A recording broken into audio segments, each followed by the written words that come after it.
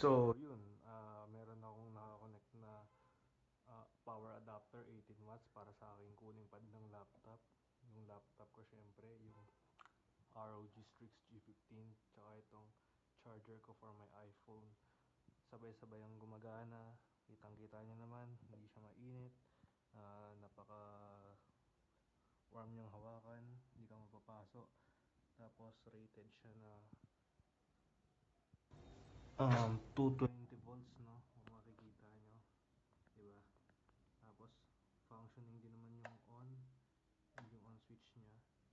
So, 'di ba? Wala pa ring issue. All perfectly working, walang scratches, talagang brand new siya.